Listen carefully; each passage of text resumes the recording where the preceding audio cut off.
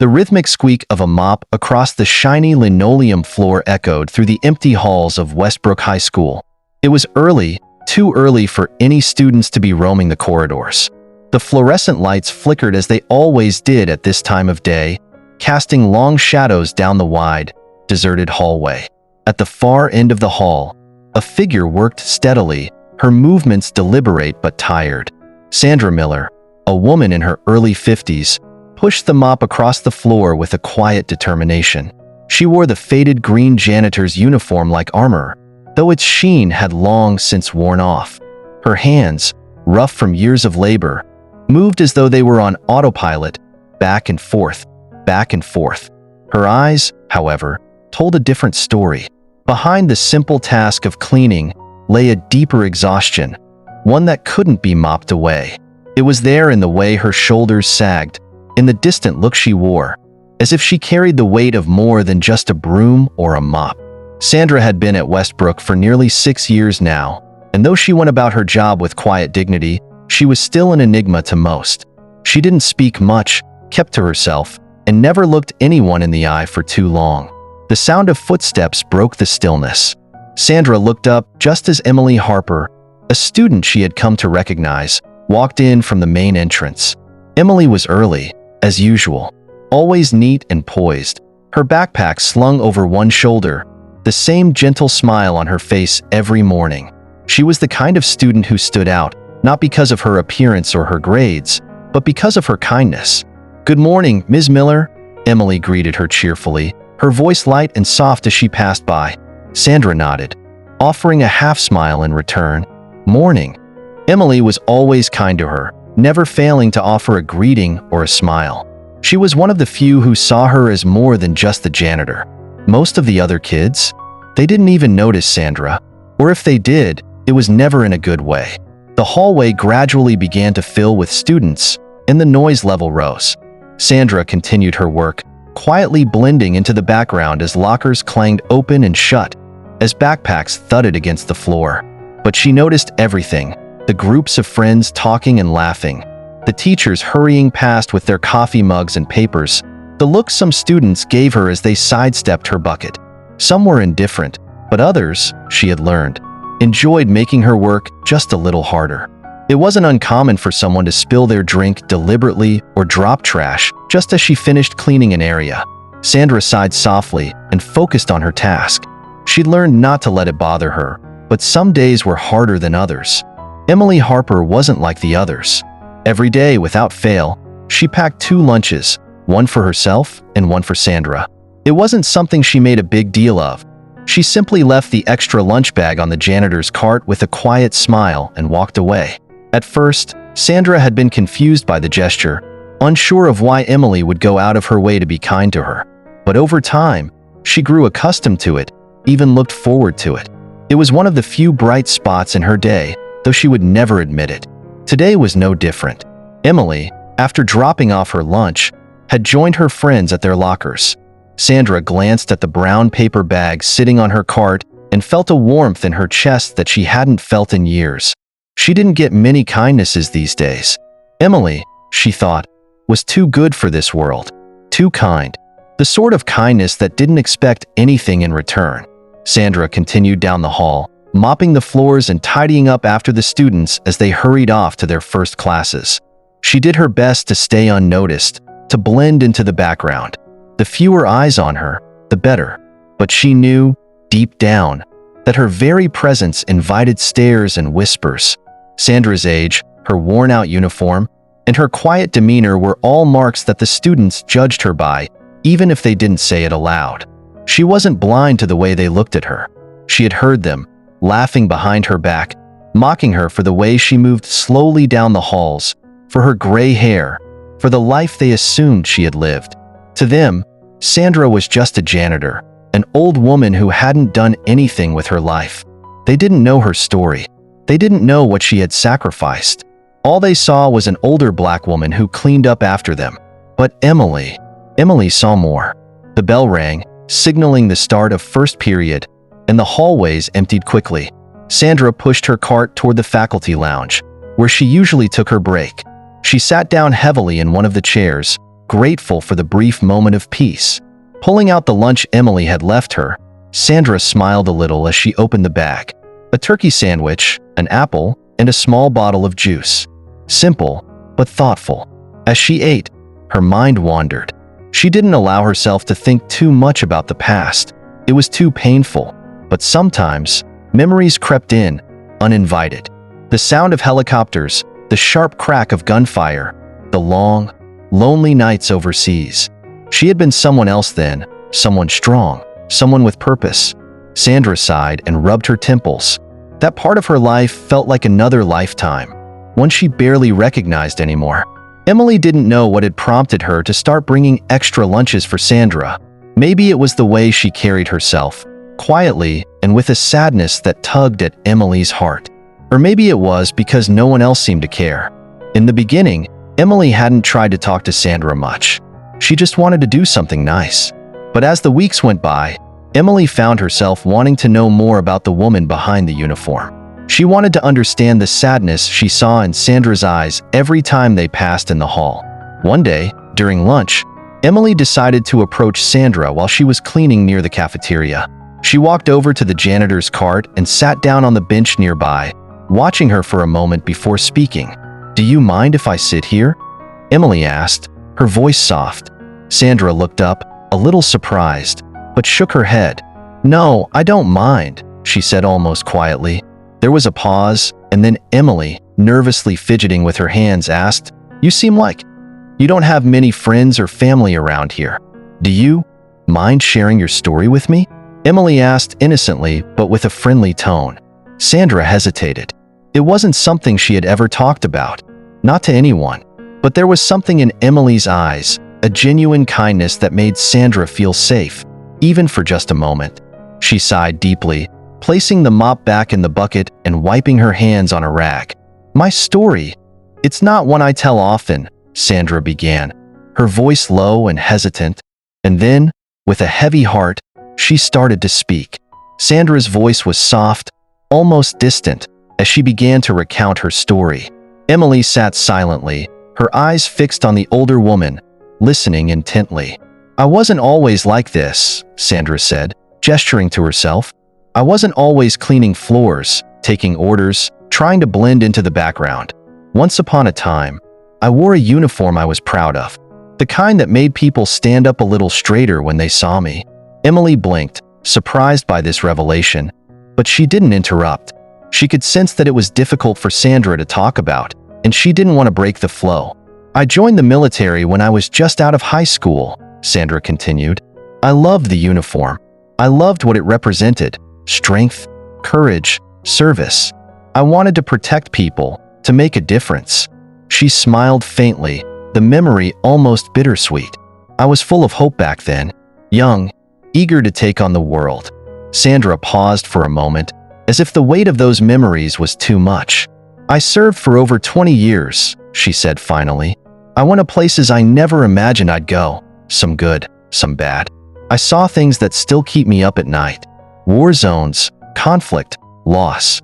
You never really come back from some of that, not completely." Emily's expression softened with understanding. She hadn't expected this. She hadn't expected that the quiet janitor who cleaned the halls of her school had once been a soldier who had given so much for her country. "But it wasn't just the battles," Sandra continued, her voice growing heavier with emotion. "It was everything I had to give up along the way. My family, my friends, I lost them all. Not because they died, but because they couldn't understand why I stayed.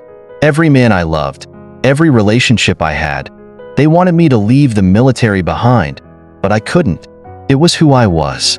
Sandra's eyes grew misty as she recalled the faces of those she'd left behind, people who had once meant the world to her, now just distant memories. "I lost the chance to have my own family, to have children, to build something for myself.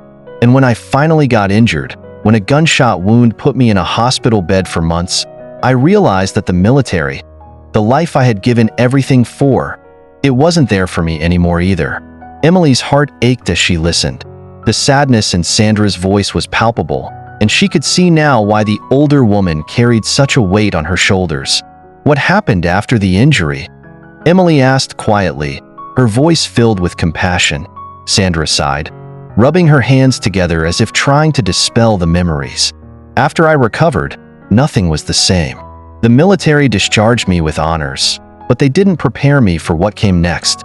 I was on my own. My family had moved on, my friends had their own lives, and I had no one. The memories from war, the PTSD, the nightmares, they all became a part of me. Her hands trembled slightly as she spoke. I tried to get jobs, tried to start over, but it was hard.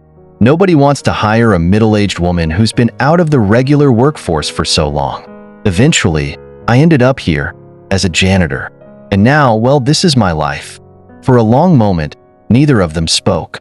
Emily stared down at her hands, processing everything she had just heard. She had never imagined that the woman she saw every day had lived such a life, one filled with bravery, sacrifice, and so much loss. "I'm so sorry," Emily whispered, her voice thick with emotion. "I had no idea. I didn't know you'd been through all of that." Sandra shook her head. "It's not your fault. None of the kids here know.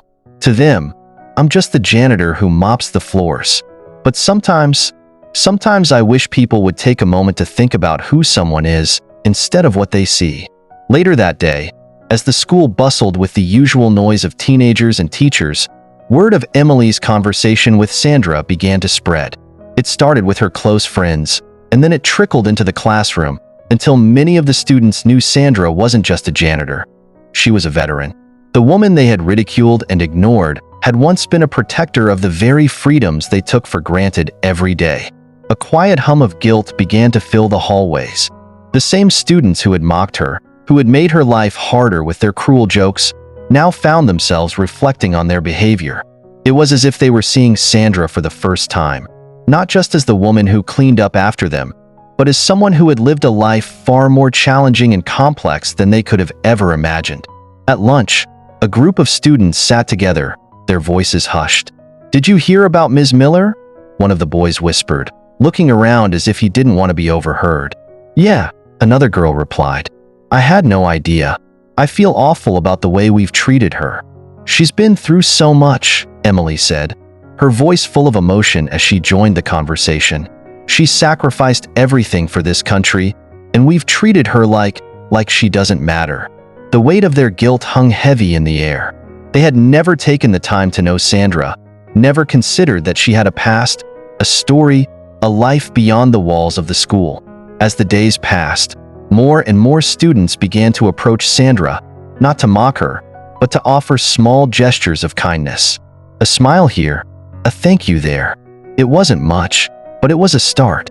Emily, however, wanted to do more. She couldn't shake the feeling that they owed Sandra more than just an apology. They owed her something tangible, something that would show her how much they appreciated her sacrifice. One afternoon, after school, Emily gathered a few friends together. They met in the library, sitting around one of the large wooden tables as they brainstormed ideas. "We should do something for her," Emily said, her voice determined. "Something big. She deserves it." "What are you thinking?" one of her friends asked. Emily took a deep breath. "I'm thinking we could raise money for her. Maybe start a GoFundMe, or write letters to people in the community asking for donations. We could surprise her with the money and show her that we care." Her friends nodded, the idea slowly taking shape in their minds. It was the least they could do after everything Sandra had been through. And so, they got to work. Word spread quickly, and soon students from all over the school were contributing. Some wrote letters to their parents, explaining Sandra's story and asking for help. Others set up the GoFundMe page, sharing it on social media and gathering donations from both the school community and beyond. Within weeks, the fund had grown beyond their expectations. Local businesses had pitched in, parents had donated generously, and even some of the teachers had contributed. The students were excited, knowing that they were about to do something that would truly make a difference in Sandra's life.